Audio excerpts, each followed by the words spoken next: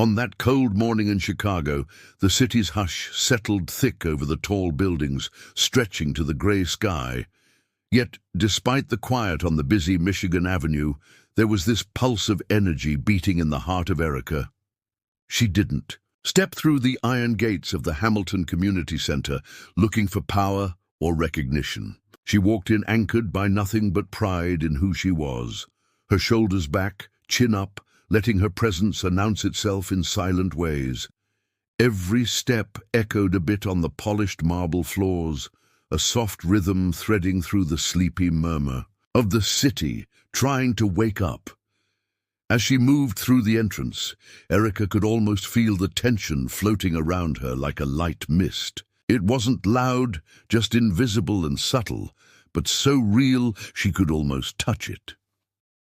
She made her way inside with a steady stride, not wanting to make a scene, but behind each movement was a history of standing tall, even when it was hard. Most people in the lobby didn't look twice. Chicago was a place where you could mostly mind your business, but the security team behind their desk shot each other those looks that said more than words could. It was clear that they didn't know who she was or what role she held here. To them, Erica was simply someone who didn't quite fit with what they expected. Something in her look, maybe her confidence or the way she paid no mind to the usual formalities, made them immediately classify her as an exception, as someone who needed to be managed or reminded of the rules. No one said anything outright, but the way the guard's eyes narrowed for a second left Erica with that familiar sting. She had felt it at other doors, in other rooms, a kind of wound that never really healed, a reminder of how deep prejudice runs in these old institutions.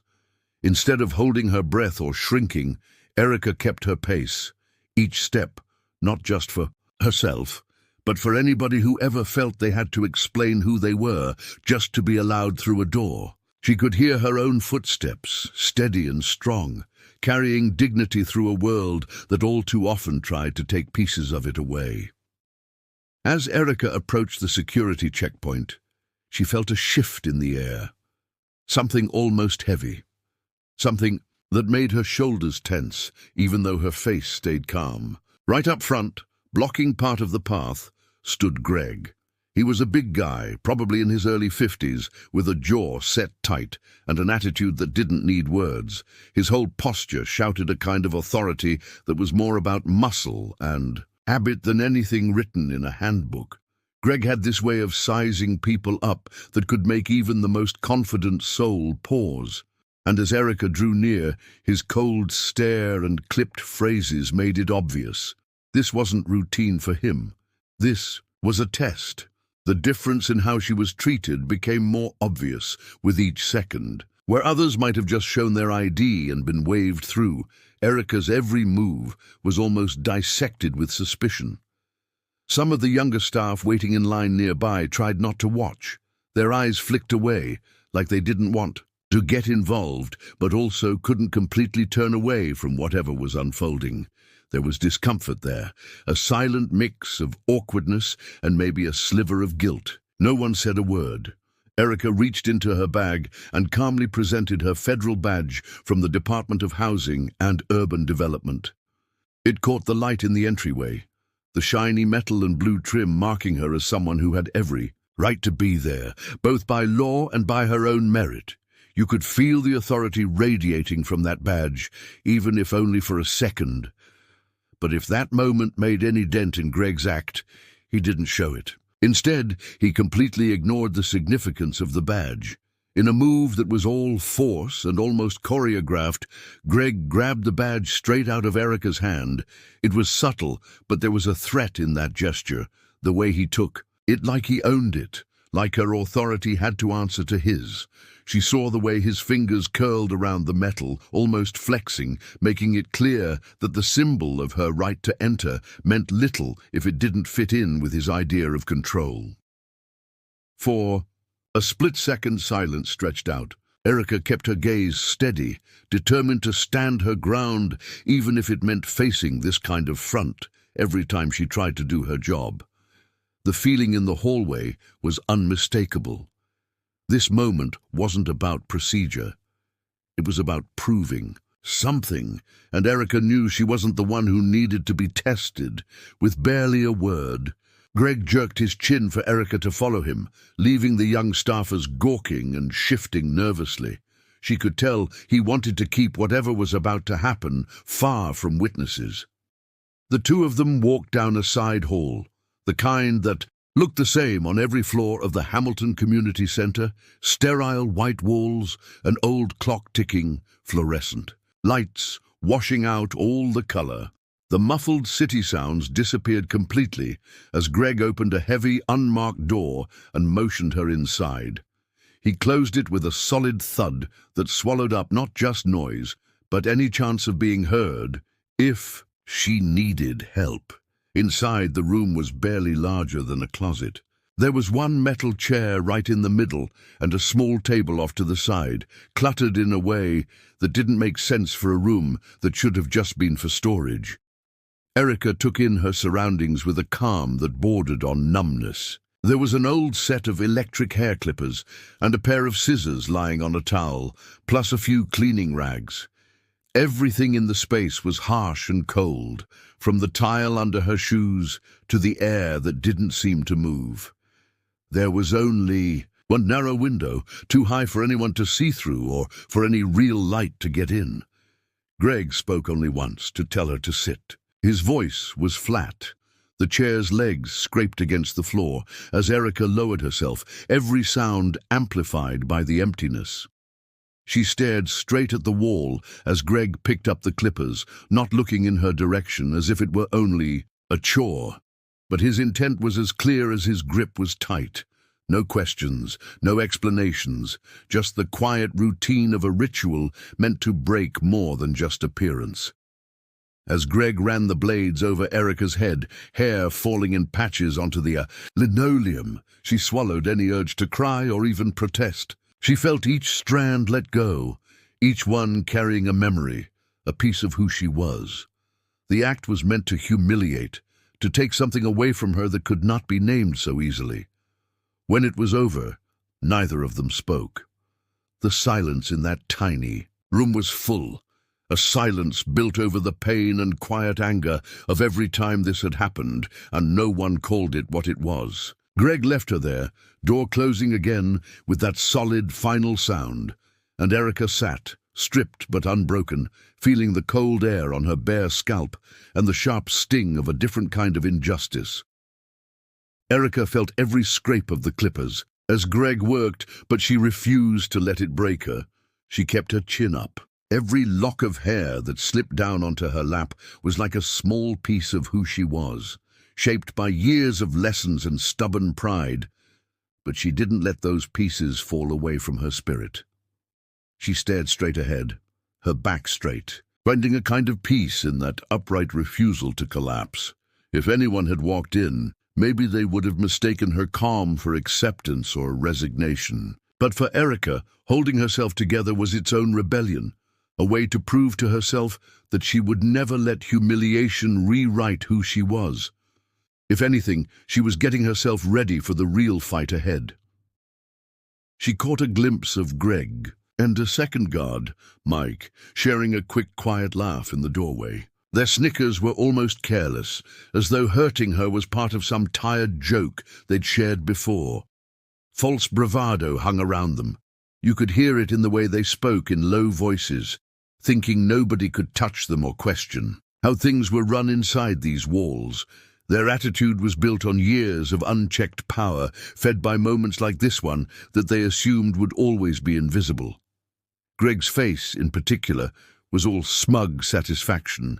He actually seemed lighter, more comfortable, as if taking this bit of control was putting things back how he thought they should be. To him, it probably meant that order was restored, that Erica had been put in her place. He did not realize, maybe he never would, that nothing about this was permanent or righteous.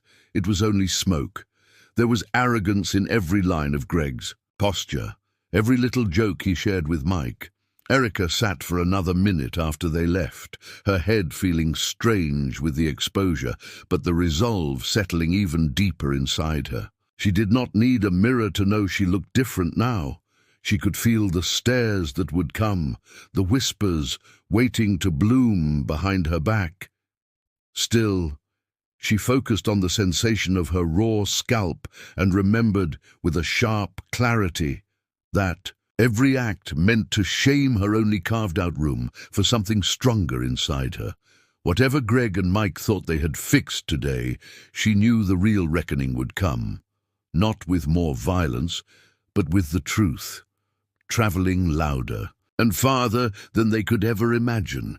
Walking away from that suffocating little room, Erica paused for a moment at the door. She straightened her jacket, picked up her federal badge from the table where Greg had tossed it, and set her shoulders before heading back out into the bright, humming halls.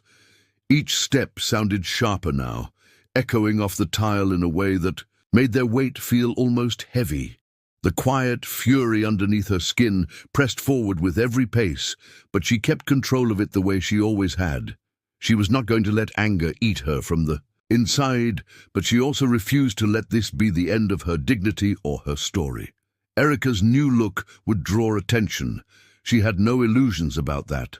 With her hair gone, more than one staff member would want to ask questions, but she met every stare with steady, unbroken eyes. While some would have curled inward after such an ordeal, Erica's face showed no sign of defeat.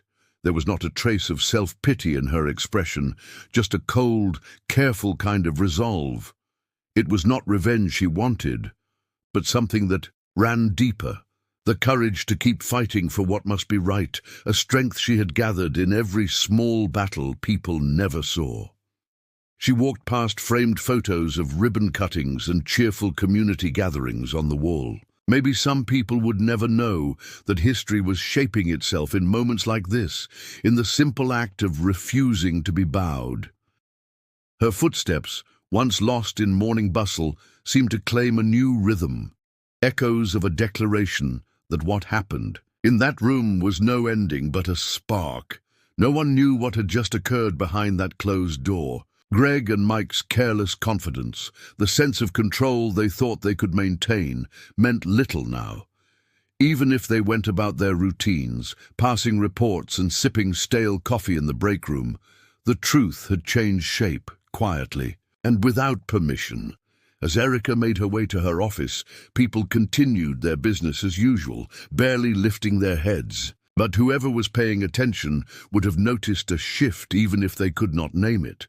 Power moved, sometimes quietly, and Erica could feel the balance tilt ever so slightly, not in loud gestures, but in the steady pulse of someone who would not let silence or shame decide what came next. As Erica moved through the main lobby of the community center, it felt like every pair of eyes was on her. Some people glanced quickly in her direction, only to look away just as fast, while others openly stared, trying to make sense of what they were seeing.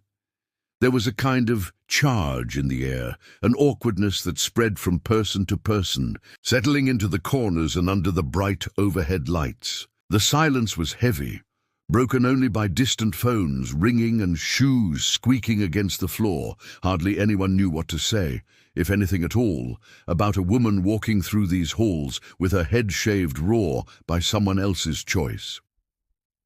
Erica ignored the whispers and the quiet gasps that followed in her wake.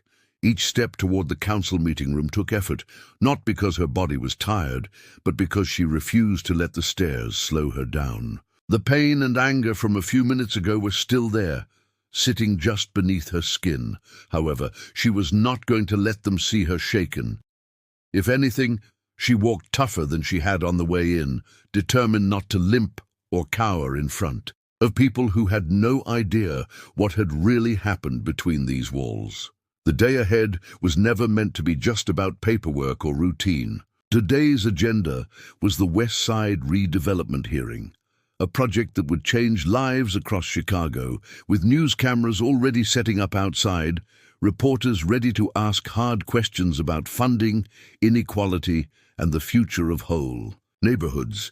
It was the kind of meeting that politicians scrambled to attend and community leaders fought to influence. Erica knew exactly how much this meant. not just for herself, but for everyone who had ever had to push past the doors that others tried to close. As she reached the doors of the meeting room, she paused only long enough to steady her breath. She was aware that people expected her to duck away from attention now, to wait until her scars faded. Instead, she stood taller. This was bigger than her. Erica had become more than just a witness to injustice. She was on the path to change. Right where everyone could see, the glare from the camera lights would not bother her. With every step, she felt herself growing into the storm they could no longer ignore. The moment Erica stepped into the council chamber, the air changed immediately. At first, there was a hush that almost rang in her ears, a wave of shock that moved through the room as people realized who she was and what she must have just gone through. Lawyers paused mid-conversation, residents shuffled in their seats, and even the city officials looked up in disbelief. Nobody missed the thin buzz cut covering Erica's head, or the way she held herself as she moved straight for the front, where the chairperson's seat waited for her like always. She did not bother to hide her new scars, nor did she hesitate, as she made her way between the rows. Each step seemed to upend everyone's idea of how today was supposed to go. Some looked at her with open sympathy, others with fear or confusion. But Erica found strength in every small reaction. She was not just present, she was commanding the room in a way nobody expected after what had happened. Her posture was more than confident. It was quietly powerful, a signal that intimidation had failed and only fueled her resolve. Without waiting for assistance, Erica reached for her judges. A robe. She slipped it on by herself, not asking for help from the clerks, who usually bustled about offering quiet support. The black fabric settled around her shoulders, turning into something more than just ceremonial clothing. Today, it might as well have been a suit of armor, and she wore it with purpose. People who saw her at that moment seemed to understand. Whatever had been meant to shame her had only made her stronger. A few nervous murmurs started up, but quickly faded. The tension in the room became something different, even Greg, lingering. By the back doors, maybe hoping nobody would spot him, looked away, his earlier arrogance vanishing as he finally saw the truth of the situation. Erica did not need to raise her voice or call attention to what had happened behind closed doors. The reversal was clear for everyone to see. While Greg tried to shrink into the background, the authority he thought he had so firmly gripped slipped away almost without a sound. She sat, placed her hands on the desk, and began the session. No drama, just the steady presence of someone who had been tested and had come through, someone who would not let silence cover up the wrong anymore. Erica cleared her throat and spoke into the microphone, her voice steady and clear. She called the West Side Redevelopment hearing to order, each syllable ringing with a kind of power that felt different than before. The usual formality of her words was mixed with something deeper, something that every person in the room couldn't help but notice. This was not just procedural. There was a quiet defiance in the way she addressed the assembly. It was like her voice carried both the weight of her position and the weight of what she had just survived. With each sentence, she made it clear that nothing, no assault or humiliation, would push her aside. The hearing got underway. Residents stood up and told their stories of neglected buildings, families forced out, broken promises, from city planners and developers. As people spoke, Erica listened with sharp attention, her eyes meeting theirs with a kind of encouragement.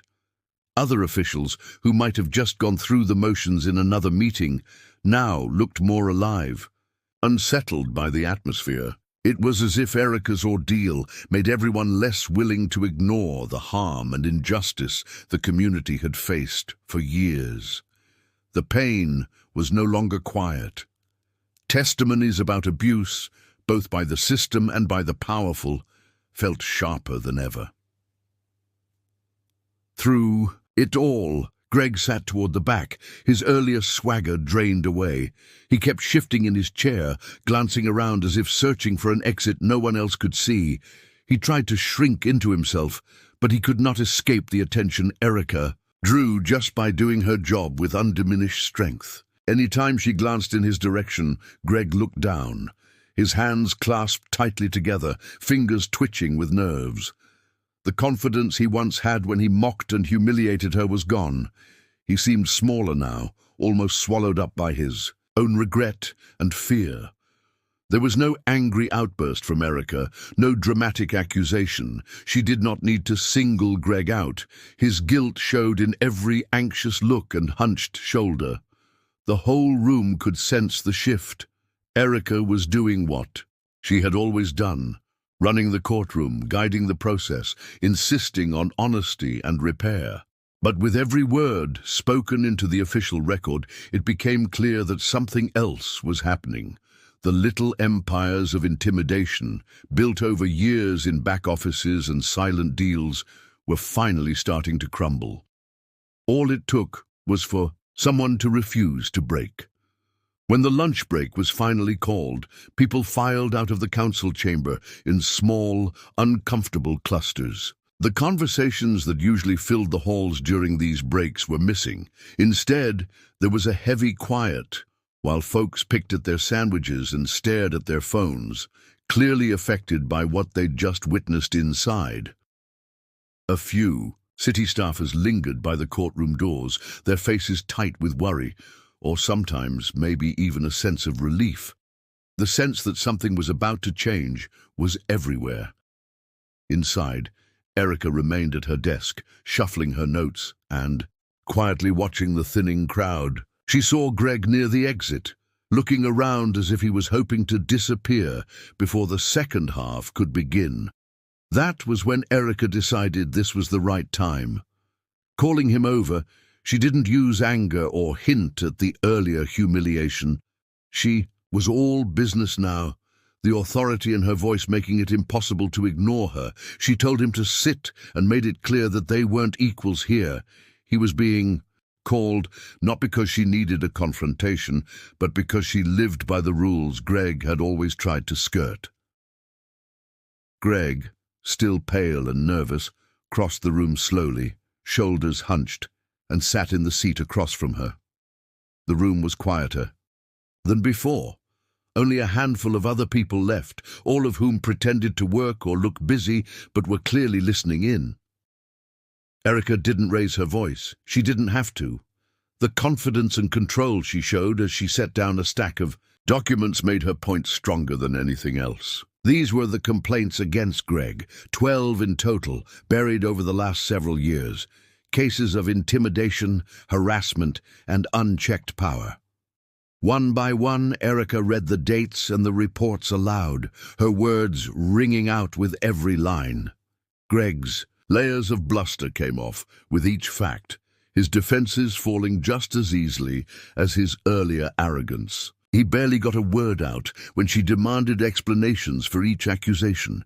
He tried to say he hadn't known, or that he was following orders, but the excuses were hollow in the face of so many patterns of abuse. This sudden honesty in the process cleaned out the old stale air. There were no cheers, no outbursts. It was something deeper, justice that did not ask for applause but demanded respect. With the last report read aloud, Erica set the file down, letting a long, steady silence fill the room. She looked directly at Greg, this time not as someone he could ever intimidate again, but as an official ready to enforce real consequences. She didn't hesitate. With a calm, unwavering tone, she announced the immediate suspension of Greg from his duties, effective as of that moment. Then she ordered that a full and formal investigation proceed, laying out all 12 allegations for the review board and the police to address. Erica knew the process would be detailed and exhausting, but this time there would be no more secrets tucked away in closed-door meetings or forgotten back files. People in the room, those left over from the break, some returning early, and A couple of reporters who had trickled back tensed when they realized what was happening. No one dared turn away as law enforcement officers, called in discreetly from the hallway, approached Greg. His face had gone bleak, and he didn't argue. His hopes of escaping the fallout seemed to drain away with each step the officers took toward him. They quietly pulled out handcuffs. No one cheered. There were no shouts or applause, just an uncomfortable stillness as Greg's hands were secured behind his back and he was led out of the council chamber, head down, shoulders slumped. This was not one of those scenes where relief exploded into the kind of victory people might see in movies. Instead, the silence felt even heavier, as if the whole room needed time to process what they had witnessed. It was not reluctance to celebrate, but a collective realization of just how far things had gone before anyone had stopped them. Now, with Greg's exit and Erica's quiet resolve still hanging in the air, it was impossible for anybody to tell themselves the old stories, to ignore harm or pretend that everything was fine. Even those who had been part of the system for decades, some quietly complicit, others just worn down, seemed shaken, their confidence in old ways finally broken. Erica watched Greg go, then calmly gathered her papers and straightened up. The weight of what had just happened was all over her face. Exhaustion, yes, but also a strength that didn't need celebration. She had done what needed to be done. And in that quiet, the message was unmistakable. This city was done tolerating injustice. After Greg was taken away and the room cleared out, the council chamber felt almost unrecognizable. The standard routines everyone relied on were gone. No automatic shuffling of papers, no casual banter in the corners. Instead, there was a quiet tension that left the space changed in a way no one could quite explain. Some staff members seemed lost, unsure whether to go back to their duties or just sit with what had happened. Even the old city seal on the wall looked different, as if it was waiting for something new, no longer just a symbol, but a silent witness to a turning point. Erica stayed behind for a while, alone at the dais. The usual comfort she got from closing another meeting just was not there. Instead, she felt a kind of storm building inside, one she could not hold back. The testimonies had shaken her, not only because of the community's pain, but also in the way they dredged up all those times she was told to wait, to let change happen little by little. The slow pace people always accepted suddenly felt wrong after today. She realized that the patience so many had clung to had actually allowed more wrongdoing to pile up, burial after burial, until it nearly buried them all. As she started to gather her things, Erica noticed small changes around her. The people who had stayed behind sat quietly, looking at one another but not quite ready to speak. It felt as if everyone was holding their breath, waiting for the next step. Then, something shifted. A few people who had testified earlier raised their hands, not in protest or anger, but asking for the right to speak again. Their voices were not frantic. There were no shouts or demands. Instead, they just wanted to be heard in a way they never had been before. The formality of the setting was gone. Now, it was about honesty.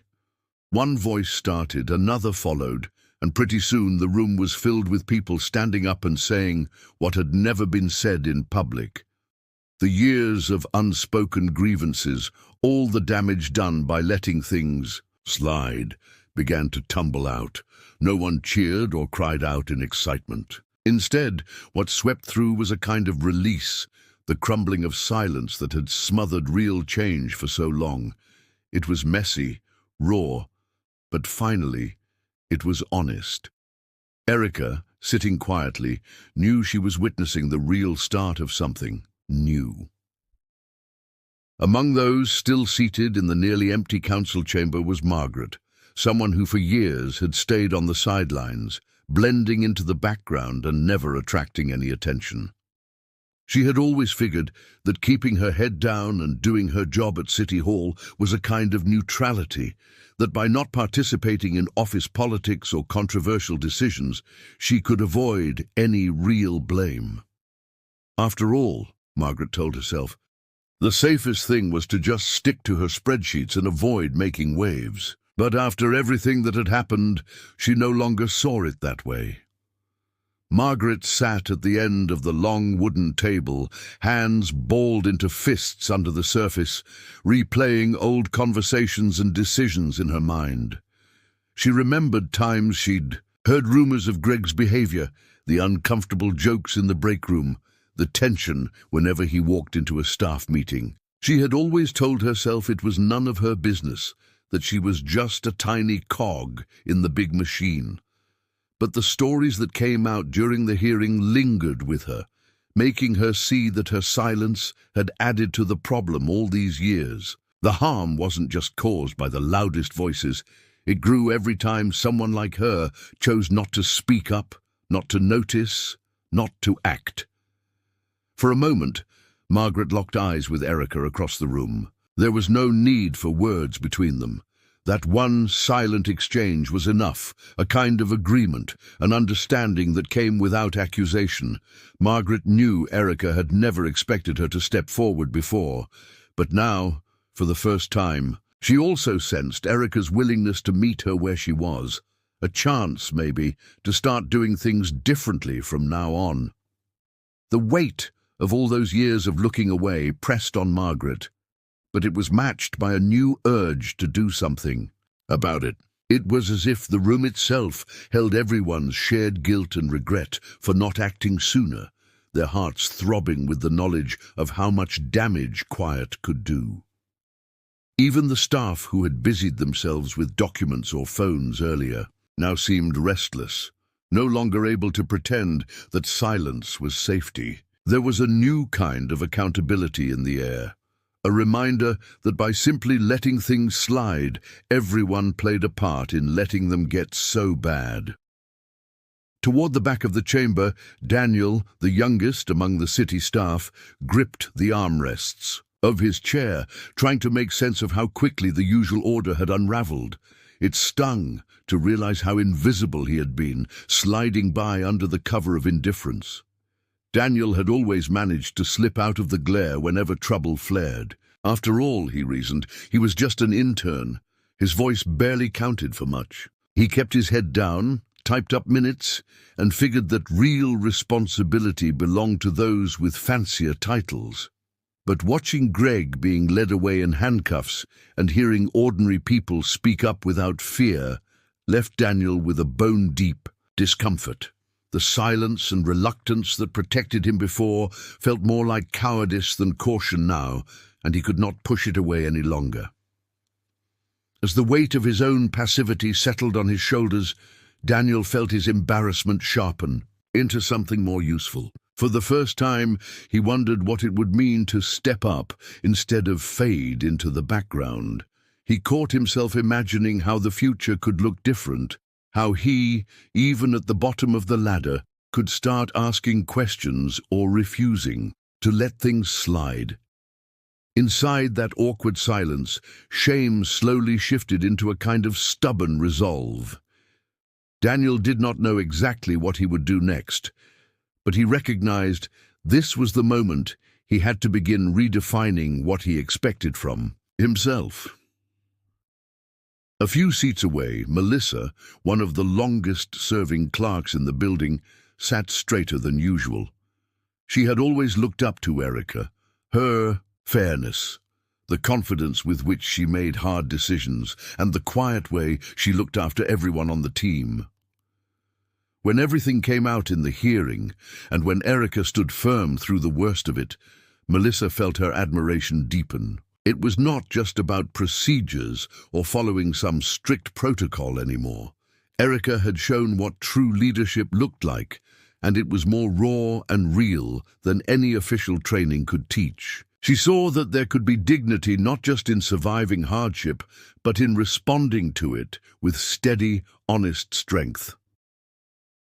Watching Erica face down the old system's defenses, Melissa realized that leadership sometimes begins in the middle of pain, not above or outside it. Now, surrounded by colleagues who seemed equally changed, she felt the pull to try harder, to show a little more courage in her own small corner. Just as the room began to settle into its new rhythm, a mix of reflection, regret, and hope, the heavy double doors at the far end of the city council chamber swung open. In stepped Robert Hayes, a neatly dressed man nearly everyone recognized from television reports about federal oversight. He was not a local, and his presence sent a fresh ripple of anxiety around the room, sharpening everyone's attention. This was not just an internal matter anymore. The news was out, and the federal government had taken notice. Robert walked with quiet purpose down the center aisle, his focus fixed straight ahead as he carried a slim folder marked with the Federal Oversight Commission's seal. Some people shrank back in their seats, while others leaned forward, curious and tense.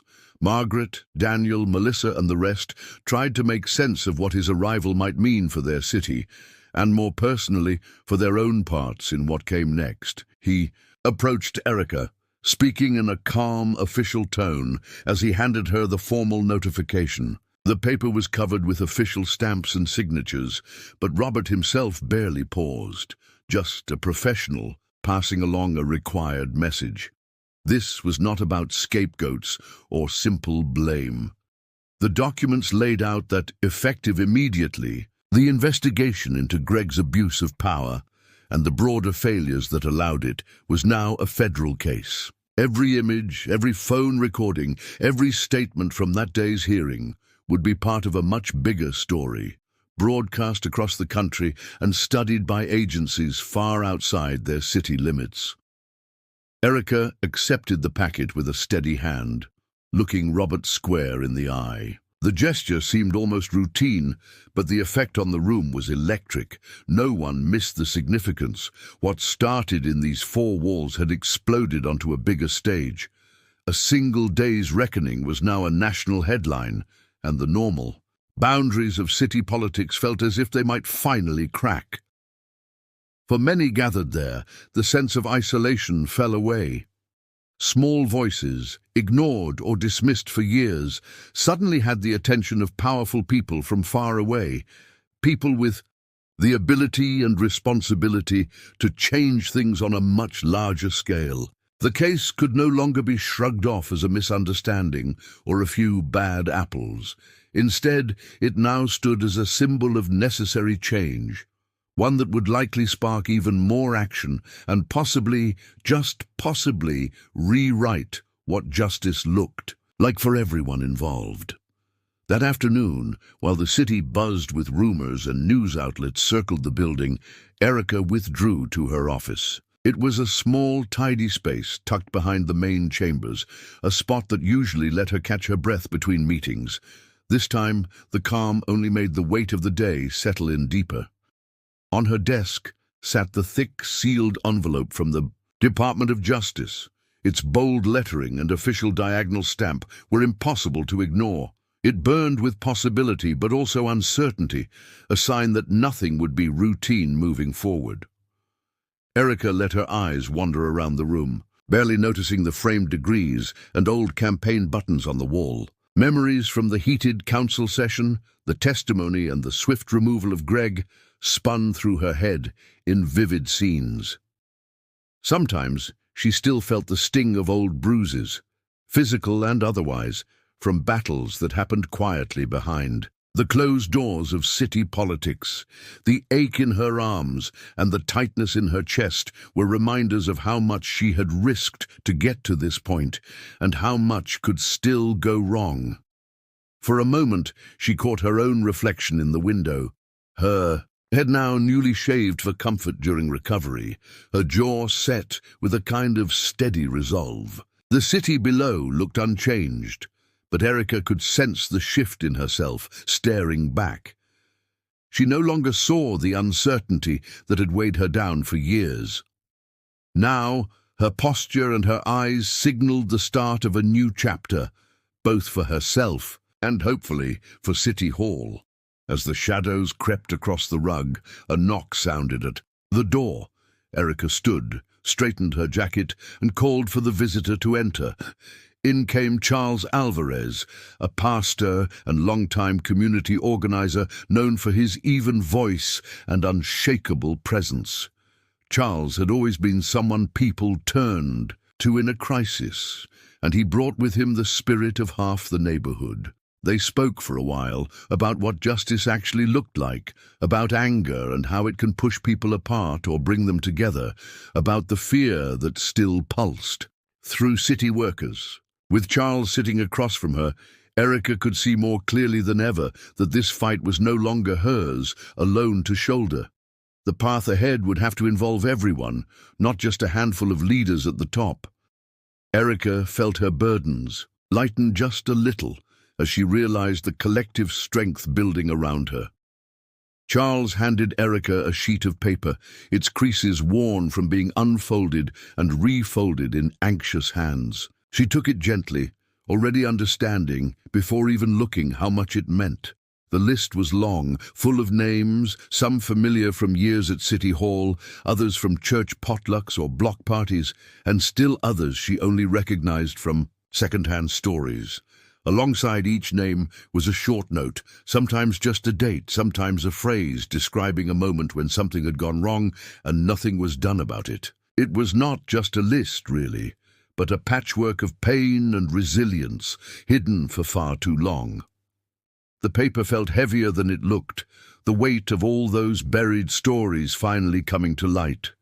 Erica could see where a shaky hand had filled the margins with extra details, a phone number here, a simple please call there. It was a map that showed how deep the troubles went, how many people had spent years carrying their scars in silence. For Erica, taking the list was more than just paperwork. She felt the trust of everyone who had dared to put their names down, some of them for the very first time. It struck her then that what was needed could not be addressed by a memo or a speech. The issues at the heart of this would not fade with a single investigation, no matter how high up it reached. For real change, the whole structure had to be shaken and rebuilt. Erica felt the weight and hope in equal measure. If these people could trust her now, after so many years of feeling unseen, she owed them more than hollow promises. She looked back at Charles and nodded. There was no hiding behind her office door or title anymore. She walked out of her office, the paper in hand, and stepped into the hallway. Already, people were waiting, some anxious, others with cautious hope on their faces. Erica met their eyes, feeling the pulse of all those watching, expecting more than the same old apologies. Instead of feeling exposed, she let herself feel vulnerable on purpose. This was how things needed to begin, stripped of the safety of rank, standing directly among the people she served. As the crowd gathered and a few tentative voices called out, Erica answered, ready to help build something new with everyone, together at last. When Erica walked back into the City Hall auditorium, she left her judge's robe on the hook behind her office door. No formal attire, no barriers. She stepped into the space just as she was, a woman with a closely shaved head, the marks of bruises still fading on her skin, and a determined look in her eyes.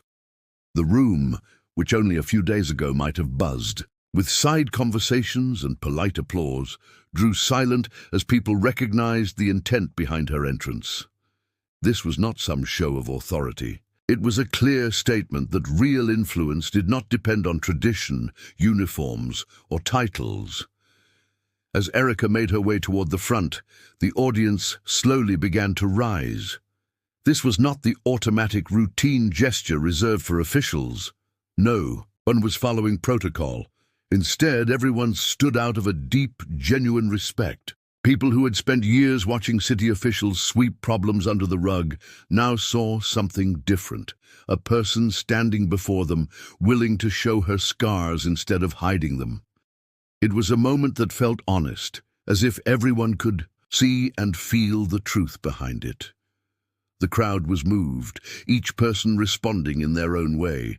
A few held hands, some pressed their lips together tightly as if holding back emotion, and others simply nodded as if to say, "We're here with you." Even Margaret, still nervous near the back, could not remember a time the room had felt so united. What started as one woman's vulnerability had grown into a larger sense of shared experience, where one person's pain seemed to pull everyone together rather than drive them apart. There was no need for long speeches or official declarations. The simple act of walking in, injuries visible and head held high, was enough to make the moment sacred. It was a kind of quiet pact, felt more than said, that this hearing went beyond technical rules or legal verdicts. Now the focus turned to accountability, healing, and what needed to change so that the same pain would never return. With Erica standing before them, everyone felt the sharp mix of outrage at the injustice and hope that this unity could actually mean something. That day, the room's energy signaled that things were shifting, not because of any title or document, but from people truly connecting and deciding together what their city should look like in the future. Erica took a steady breath and moved to the microphone at the front of the auditorium, the crowd's eyes following her every step. The air was thick, heavy with a mix of anticipation and hope, but she didn't flinch. With the list from Charles tucked under one arm, she began describing something she and a few trusted colleagues had rushed to shape over the last 24 hours. They called it the Community Rebuild Initiative, a plan built out of everything that had happened, shaped directly by the hurt they'd all seen, and the promises now owed. She spoke plainly, making sure even the youngest intern in the back could follow. The proposal set out a series of actions, each one aimed at finally shaking loose the secrets and silent routines that had protected those in power for far too long. There would be a proper review of every current practice inside City Hall, not just on paper, but through public forums where anyone, no matter their position, could question the rules and suggest better ways forward. New training rounds would be mandatory, focusing not only on legal compliance, but on what decency and accountability meant in real situations. Erica outlined a straightforward process for launching anonymous complaints, a hotline and website that would make it possible for anyone, worker or citizen, to report abuse or unfair treatment without risking retaliation. Details of the proposal were simple. Regular public sessions would be called, reports on investigations would be posted online for anyone to see, and every senior officer, from department heads to the mayor's liaison, would have their performance evaluated by a council made up of ordinary residents. No more hidden corners. She emphasized, speaking with calm conviction, that this was not about evening scores or targeting individuals. It was about forcing the system to take responsibility, about choosing truth over personal comfort. Erica knew some would resist. There were always those who wanted things to go back to normal, to cover up the cracks and hope memories faded. But she stood her ground, voice clear, repeating that healing the city demanded honest reckoning, not just whispered apologies, but public acts of transparency and change. Each word wove a vision for what could come next. The steps were specific, offering a roadmap out of the mess, guided by trust rather than fear.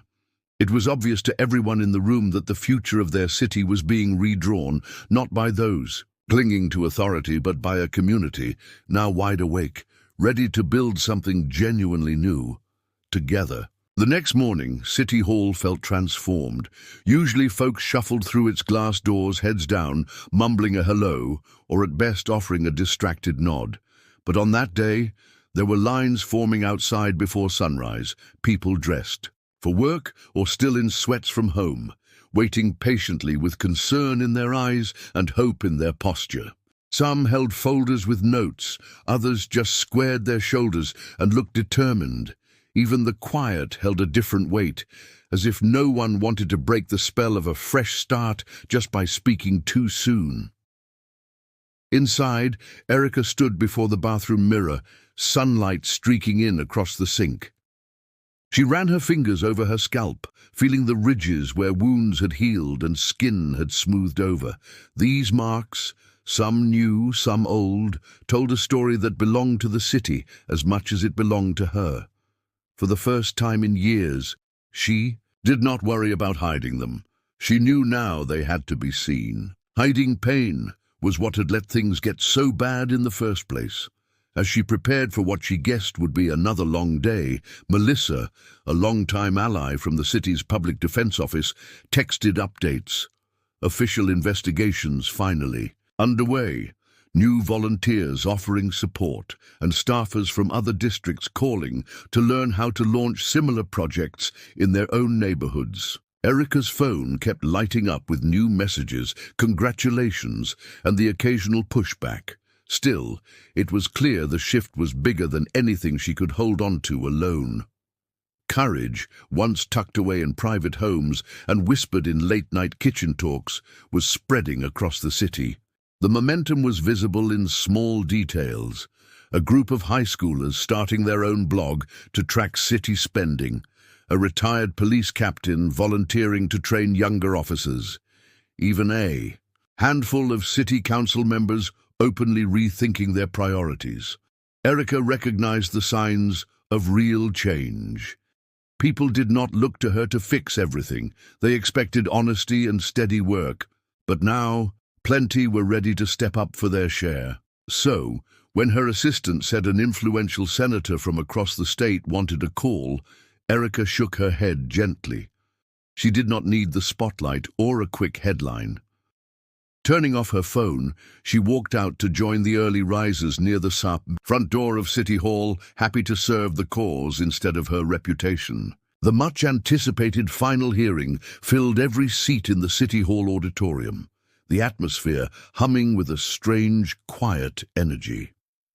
People had traveled from all corners of the city, bearing stories from the past and a shared hope that they were about to witness real change. Teenagers stood next to retirees, teachers by store owners, their differences overshadowed by a unified desire for something better. No one shuffled nervously or checked their phones. Instead, they watched every movement on the dais, where Erica sat, looking calm but determined. She began by revisiting the facts, not just the shiny headlines or dramatic revelations, but also the quieter failures and the overlooked moments where someone in power could have spoken up but chose to stay silent. She spoke plainly, reading from files and emails, calling out mistakes from those who had long convinced themselves they were untouchable. The details were hard to hear. Sometimes there were whispered tears in the audience, soft murmurs as people recognized names, dates, or the pain in a story that might have once been their own. Erica named names that had always been protected, outlined processes that had hidden evidence, and made sure everyone in the room could see how secrecy had fed the worst in the system. The attention of the room grew sharper as she turned to the final part, declaring that Frank Bartlett, once the most influential administrator in City Hall, would be formally stripped of his position, benefits, and privileges. There was no cheering or gloating, just a deep exhale from the crowd, the sound you hear when something that has weighed heavily finally lifts. Frank's face showed shock but not much surprise. Even he seemed to know the old games were finished. But Erica did not let the moment dwell on punishment. She chose her closing words with care, reminding everyone that justice was not just about removing the rotten roots, but about what would be planted next. Returning the floor to the people, she stepped aside for a panel of community volunteers to take over, declaring that the court was no longer a stage for fear or control, but a place where honest healing and real accountability could begin. In those final moments, as the audience slowly began to file out, hugging or shaking hands, there was a new kind of hope in the air. City Hall was no longer a symbol of silence or secrets, but a place where the city's story could start again with every voice included.